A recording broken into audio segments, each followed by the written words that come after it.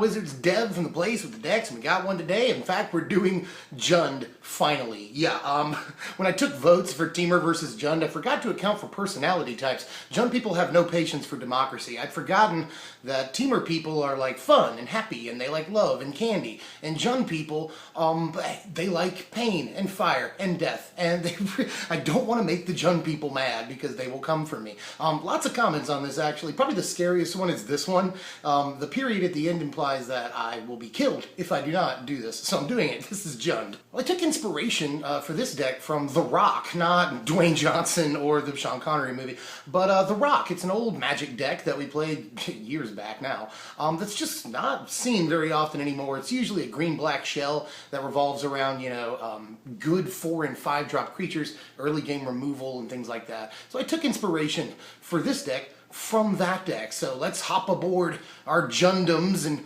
go off to Junderland so we can give some fools the Jundered hand slap like E Honda. End of Jund jokes. We have 14 creatures in the main deck of this thing. Actually, I'm tempted to call this Jund Control, but it's not that. It's really a mid-range deck. 2 copies of Rakshasa Deathdealer to start us off. Rakshasa. I really like this card. I always have. We see it in a lot of decks, whether it's Abzan or anything that really plays green-black, because good early game creature for multiple reasons. Very versatile, can block and deal, do work for you, can swing in and do work for you, survives a lot of spot removal, that's awesome, just a lot of really good things about Deathdealer, and it's one of the best things we could play early on in our curve. If we play anything early on in our curve, I was thinking about like a mana accelerant, maybe something like Rattleclaw Mystic, but that doesn't produce all the mana we need it to produce, so I just didn't end up playing any rampers or anything in this deck. This, we can play a Crux of Fate, not choose dragons, and totally still regenerate it, There's other things that we can do. Just Rakshasa's Deathdealer, very versatile, very good creature.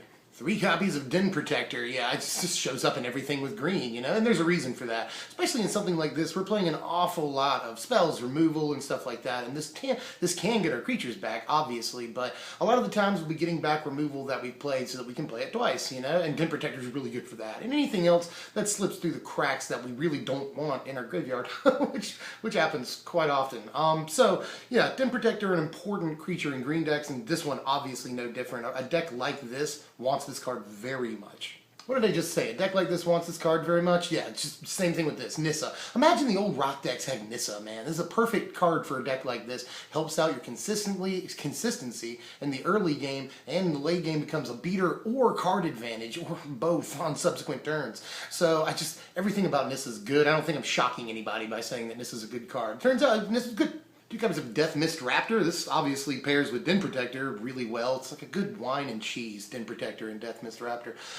Just keeps coming back forever. I mean, obviously the only creature we're flipping up, as far as I can tell, is Den Protector, but that is just fine. We don't need to be flipping up a bunch of creatures to make this work. Deathmist, really good, just keeps coming back, and we don't have to play hardly any morphers to make it good. I mean, a 3-mana, 3/3 Death Touch is good on its own, and sometimes it's a 4/4 Death Touch. Deathmist, yes, again, versatility, resiliency, everything we need it to be. 2 copies of Tasigur in the main deck, yeah. Just every deck that can play this guy plays this guy, and it's totally obvious why. I've played with Tasigur a few times in the past, and he's just always as good as everyone says he is. His ability to get a card back from your graveyard doesn't matter. It doesn't matter what it ends up being, whatever.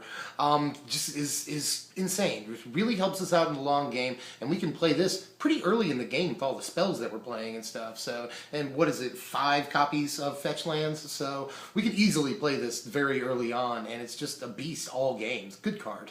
And finally, 3 copies of Dragonlord Atarka. If we want to dominate the late game and we're playing green and red in the deck, I really don't see anything better option-wise than this, right? I mean, it is very high up on the curve. This is the whole reason I wanted to play Mana Rampers. Didn't end up doing it because we make it to the late game very easily. We're playing a lot of lands. We have, Nissa in the deck to help us get those lands. There's a lot of different ways that we'll get enough lands to play this card, especially after we take control in the mid to late game. Hopefully, that's the whole philosophy of the deck. And after we play this, it's just a huge bomb. They have to deal with it immediately, or they will lose the game. I mean, they take 13 damage in the first, one revolution of a turn that it's out. So I mean, they have to deal with it, and often they cannot.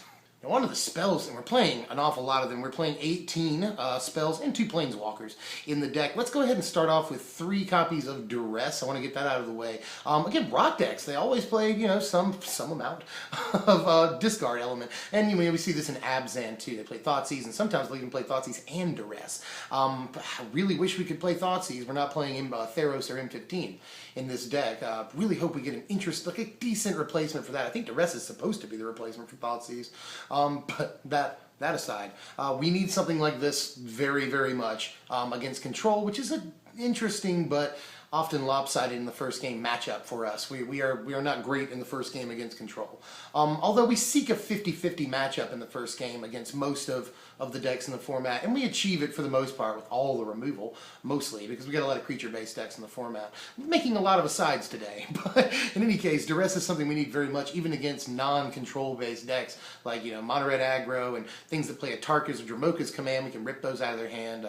Other mid-range decks that play Languish and stuff, and we don't want them to languish us. We want to be in charge of who gets to languish around here. So there's just a lot of other things, a lot of things we need this for. So we're playing it. Let's talk about removal. I'm going to put a few up on the screen here at the same time. We're playing 2 copies of Wild Slash and a copy of Fiery Impulse, 2 copies of Ultimate Price, and 1 copy of Roast. So, and we do have some more removal, but this is sort of the premium early game removal that we can play that really helps us get into the later turns, which is where we want to be. That's sort of the whole philosophy of the deck, is that the first, 3 turns maybe, we want to remove their guys. We want to keep it from getting out of hand and taking too much damage until we can stabilize. And these are the cards that really help us get to that point in the game. Just perfect early game cards. Think of them as your 1 and 2 drops. We're playing 1 copy of Foul-Tongue Invocation in the deck because we're playing the 3 Atarkas, obviously.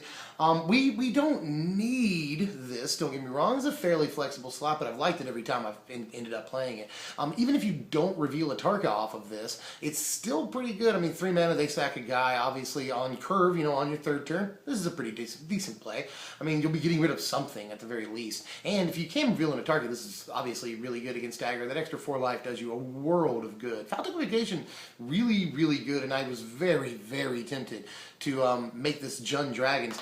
So much so, actually, that I had Jund Dragons written out here on this sheet of paper before I started recording this, and just went with this alternate Jund deck. I've been testing both of them for a while now, and yeah, at the end of the video I'll put up that Jund Dragons list, don't worry. But I feel like this is the more consistent thing in this format right now, and it just has more answers as opposed to just trying to overpower them. So I ended up playing this build, but Foul-Tongue Invocation stuck around, at least the 1-of copy. 2 copies of Kolaghan's Command in the deck. It has the distinction of being good against aggro and control, which is really good, and we need all the help against control, especially, that we can get. So I can't help but like the card. It does all the good things for us. We got a copy of Read the Bones in the deck. I'll just talk about that really quickly. It's cool this was reprinted in Magic Origins. We need some sort of card draw element in the deck. This is good against mid-range. It's good against control. We may side it out against aggro. But for the most part, you always like when you see this card. And even some Abzan decks will play the 1 copy of this. I mean, it's really good a lot of the time. Some mass removal in the main here. 1 copy of Languish and 1 copy of Crux of Fate in the main deck. We'll see more in the board. But in any case, obviously, it's pretty obvious what these 2 cards do. They just safety valves in the mid-game against aggro decks so that we can start playing our cards. So, I mean, again, I don't think anybody's shocked by the inclusion of these. Here's where it gets random. I included these 3 cards at the end because I think they're the most flexible slots, sort of. The first one I'll talk about is a very important slot, but I can see if you wanted to play something else. I want to talk about Dark Petition here for just a second. Dark Petition has been really good. It obviously facilitates us playing this more toolboxy kind of style, and we can play a lot of things off of it. We can play a Foul-Tongue Invocation.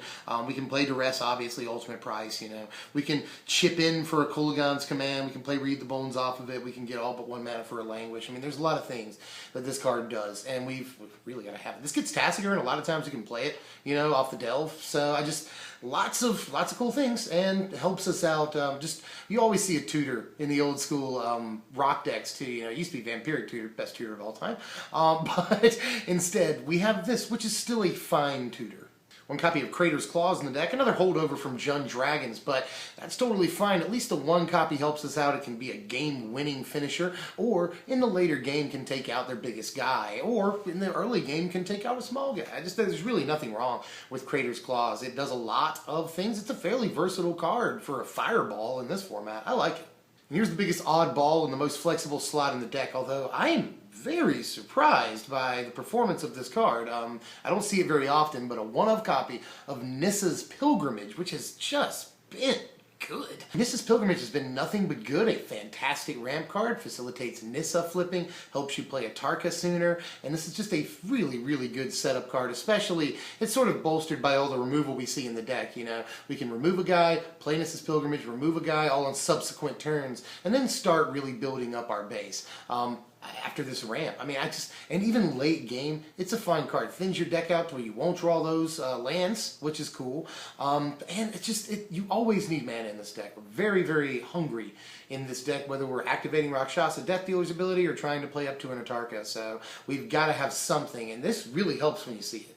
And finally, for the main deck, 2 copies of Sarkhan the Dragonspeaker. Just a huge threat in the deck. Obviously, this is removal that just sits on the battlefield, and is a game-ending threat that just sits on the battlefield. I would play more Sarkhans if I was comfortable with that. I want to see him more often, but when we do see him, he is often an in-game option for us. The guy is just, I really can't say enough about him. He's really, really, really good, and if we can just, you know, make him a dragon every turn and swing in, there are definitely situations we can put ourselves into where that's just game for us, you know. So Sarkhan, I think, is a must in this deck. 26 lands, and I think that the land base is one of the hardest parts of the deck, to be honest with you. We'll be helped out by some of these lands that we just saw spoiled for BFZ, but I can't list those just yet in this deck.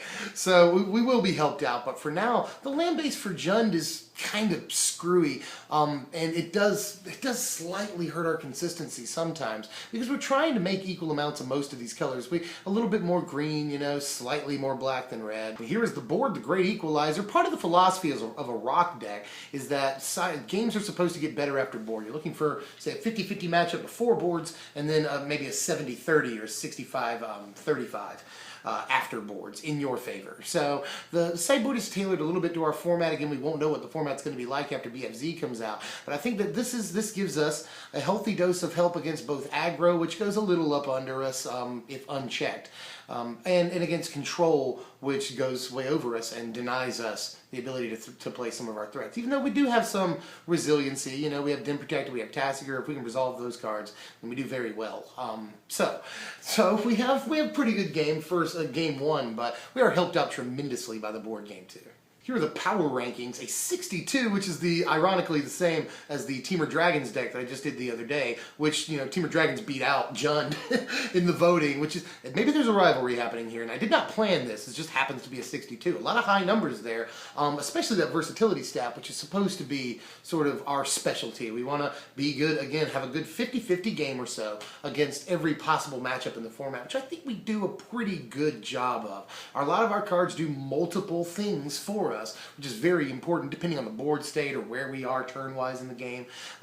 So I think we do a very good job of being versatile. The land base could be a little more consistent. We do have a bit of an issue there, and we're not synergetic at all. I mean, we just play all the good cards. You know, that was the philosophy that Ari Lax pinned to Abzan earlier on in the year. He said, we just play all the good cards. I think that's the same philosophy here. We just play the good cards. Not a single card in the deck is, you know, bad. I know that Nissa's Pilgrimage is going to ruffle some feathers, but Nissa's Pilgrimage has been crazy, and I fully support that you do something else with that slot. Oh, and with Crater's Claws, one more thing about that, I really considered playing Ravaging Blaze. My personal preference is to play Ravaging Blaze, but I understand the community will probably support Crater's Claws over Blaze in that slot, especially considering we have a problem producing double red, but I love Ravaging Blaze, pet card of mine. So that's the power rankings right there.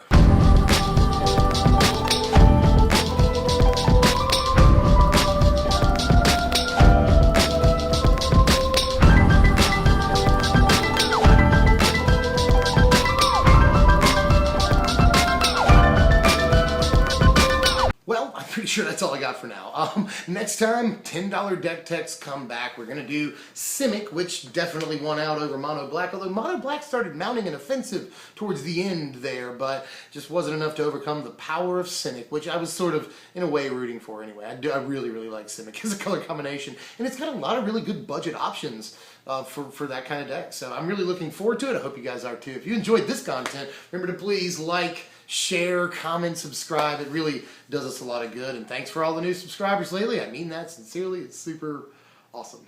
So I'll see you guys next time, man. I'm Dev from SBMTG. Thanks for watching, my wizards.